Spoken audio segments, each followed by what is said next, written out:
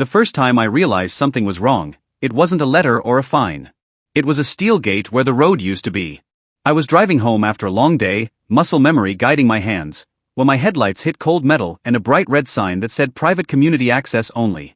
I sat there in my truck, engine idling, confused, staring at a gate that didn't exist the night before. That road had been my only way in and out of my land for nearly 20 years. And now, someone else was claiming it. I stepped out and walked closer, thinking maybe it was a mistake. Maybe construction. Maybe a prank. But then I saw the keypad, the cameras, and the freshly poured concrete anchoring the posts into the ground. This wasn't temporary. This was intentional. I called the number on the sign. A woman answered, calm and rehearsed, and told me I was blocking traffic. I laughed, because there was no traffic. Just me, locked out of my own property. She informed me that the road was now managed by the homeowners association of the new development down the hill. I told her she must be mistaken. That road crossed my land. I owned it. Deed, survey, taxes, all of it. There was a pause, then she said, politely but firmly, that if I wanted access, I'd need to join the HOA and comply with community rules. Muntli duas. Architectural approval. Easements to be discussed later. Like she was offering me a coupon, not demanding I surrender rights to my own property. I felt something cold settle in my chest. That road wasn't convenience. It was necessity. Ambulances used it. Fire trucks. Supply deliveries. Without it, my land became a pocket with no exit. I told her she needed to open the gate. She said she couldn't. HOA policy. That night, I parked at the gate and walked the rest of the way home, a mile uphill, gravel crunching under my boots, anger growing heavier with every step. I pulled my deed, my surveys, old maps yellowed with time. That road had existed before their subdivision was a line on a planning board. My grandfather cut it himself.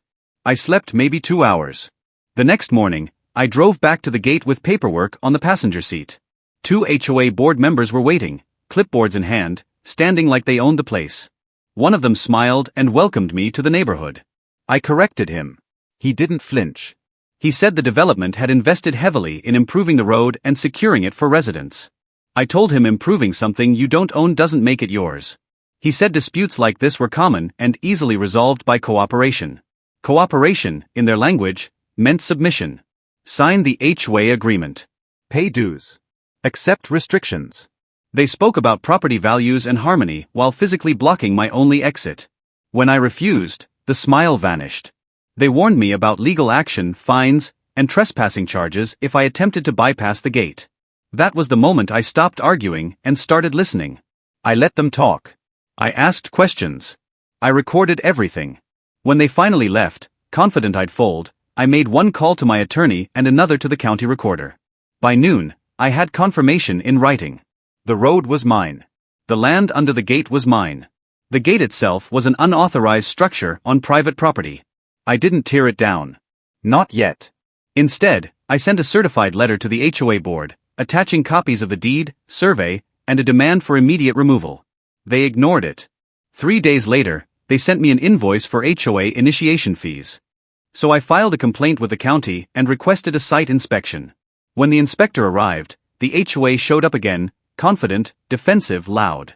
The inspector walked the boundary lines, measured, checked records, and then turned to the board president and told her plainly that the gate was illegal.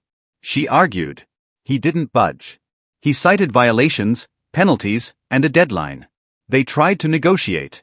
Offered to buy an easement for a fraction of its value. I declined. Offered reduced dues. I declined again. This wasn't about money anymore. It was about someone assuming they could pressure a landowner into giving up rights because they thought he'd be tired, isolated, or intimidated. On the 7th day, I watched from my porch as a crew arrived with tools. They cut the power, unbolted the gate, and hauled it away piece by piece. No apology. No acknowledgement. Just silence where arrogance used to stand. Now when I drive that road, it feels different. Not because the gravel changed, but because I understand how easily ownership can be challenged by confidence and paperwork waved in the wrong hands. The HOA still exists down the hill, rules and all, but they learned a quiet lesson. Land doesn't care about committees. Rights don't vanish because someone demands they do. I didn't win by being loud. I won by knowing what was mine and refusing to give it up just to make things easier. And every time my tires roll past that spot where the gate once stood, I'm reminded that standing your ground isn't about aggression. It's about patience, proof, and the willingness to say no when someone tries to lock you out of your own life.